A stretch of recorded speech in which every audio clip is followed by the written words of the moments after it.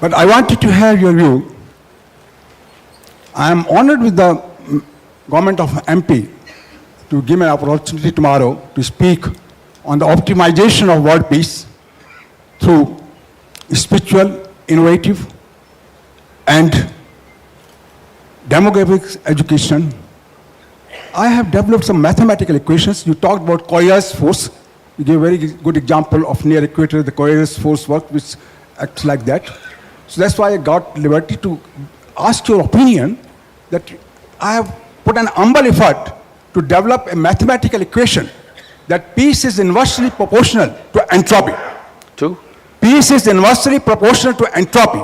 If you want to establish peace in this world, you have to reduce the disorderliness in any of the sector. Moment you reduce entropy, mathematics is something different, but the physical interpretation of entropy happens to be disorderliness.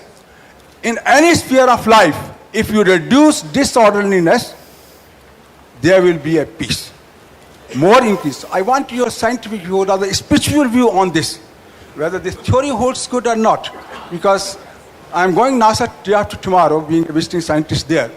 I put this problem to MIT, Massachusetts Institute of Technology, and those scientists have given me encouragement. Mathematically, yes, this should be possible. Now, you are a spiritual guru. You have got tremendous knowledge. I want to know your view, how it can be proved on basis of spirituality that this should hold good. Because this is we are trying to find out the formulae, how to establish world peace. How can we do? So this is what I want your view.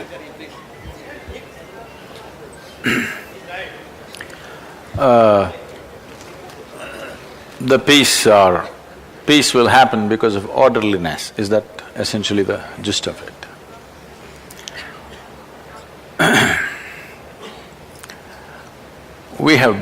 India has been a magnificent chaos, always, not today, always. Each person doing his own thing, everybody thinks he's a genius by himself, all right? And in the same house, 5 different people are worshipping 25 different gods. There is no order in anything, but there has been peace.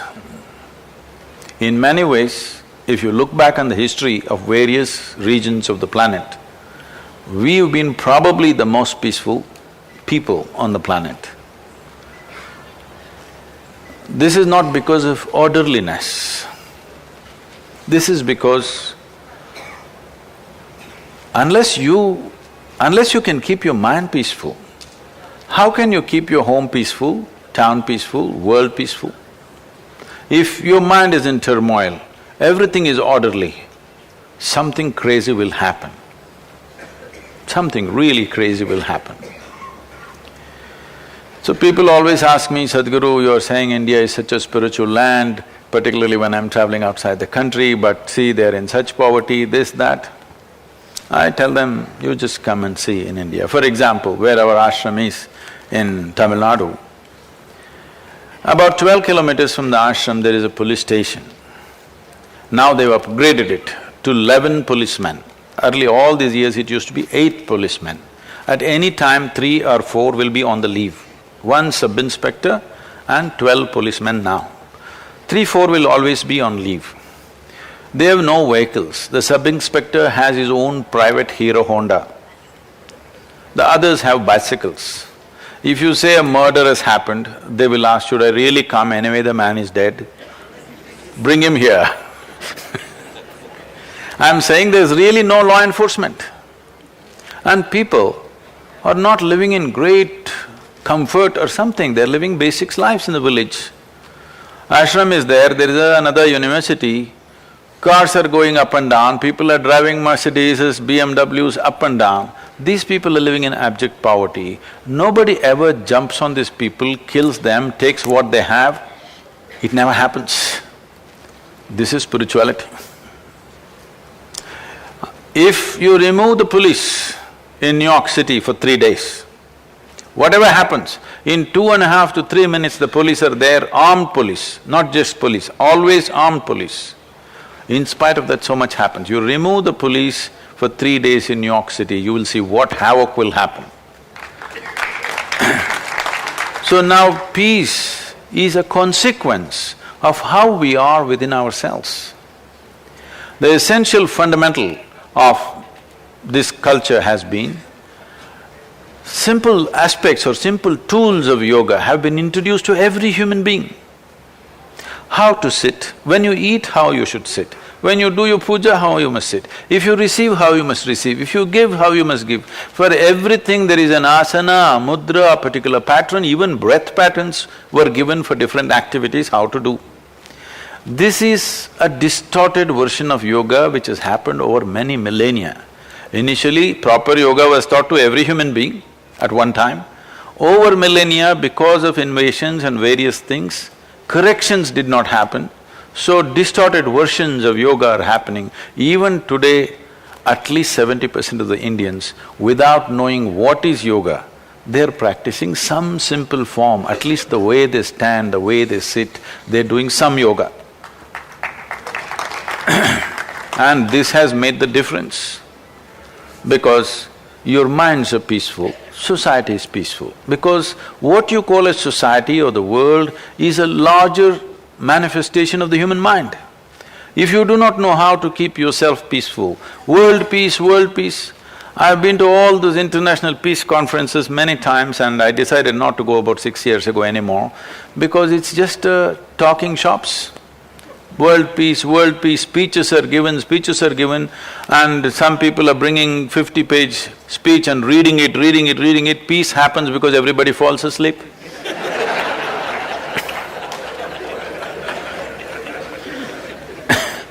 So I was in a world peace conference like this in Puerto Rico and there are over 30 Nobel laureates.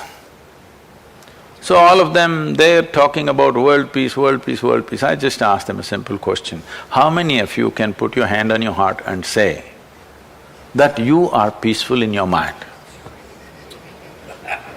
If you don't know how to keep your mind peaceful, please don't talk about world peace. And this peace being the highest goal is essentially come to us from outside. We never thought this a big thing because to be peaceful is not the ultimate goal of your life. Today unfortunately, even in India, even the so-called spiritual leaders are talking about peace of mind as the highest goal. Such people will only rest in peace. Because if you want to enjoy your dinner today, you must at least be peaceful, isn't it? Yes? If you want to enjoy the company of your family, at least you must be peaceful. If you're not joyful, at least peaceful. If you want to enjoy the work that you're doing, you must be peaceful. Tell me, is this a fundamental requirement or is it the final goal of your life? It is the most fundamental requirement. Every animal is capable of this. As soon as their stomach is full, they sit there peacefully. Even a buffalo is able to do it. What is the problem with the human being? Because you have an intelligence that you do not know how to manage, that's your problem, isn't it? The problem is, you have an intelligence that you do not know how to manage. You do not know how to manage, as I said to the lady, that you have not read the user's manual. You've not paid attention to this one. That is the main problem. All kinds of things, whatever you're deprived of, rises to heaven. This happened to me. I was to speak in Tel Aviv a few years ago and I'm flying from Atlanta and flights are late. I'm to land there in the morning and speak at 6:30 in the evening, but I land there at 6 in the evening. So I quickly change in the airport and rush to the thing because in these 33 years I have not been late to a single appointment yet. I don't want to break that.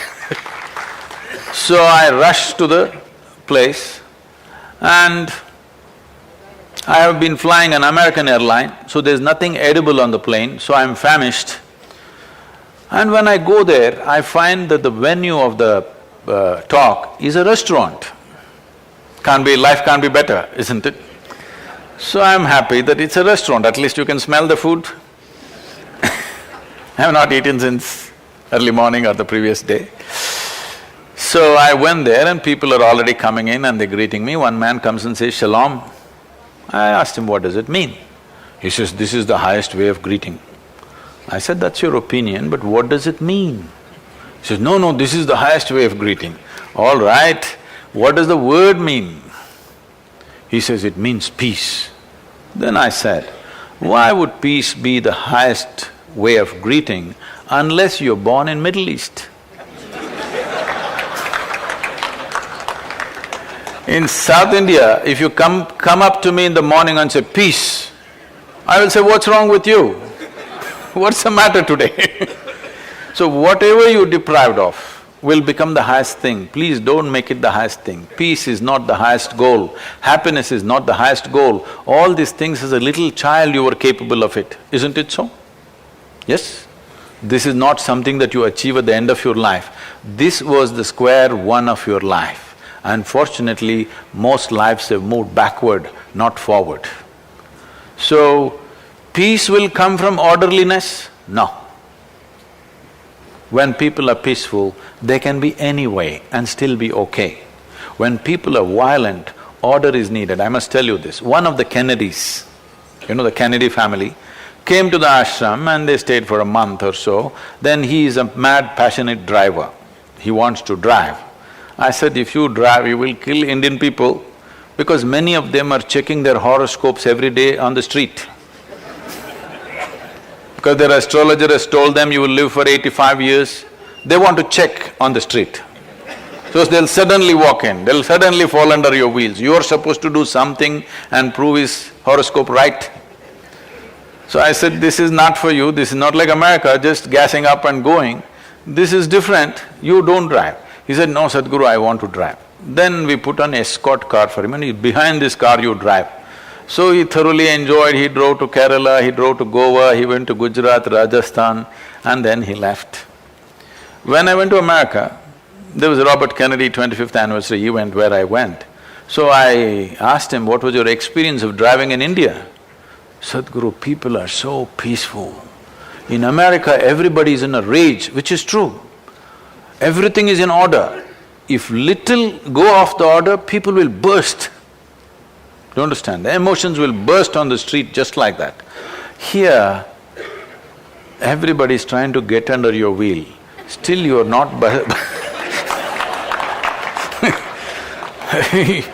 because mind is peaceful, largely, outside is peaceful, not because of the order.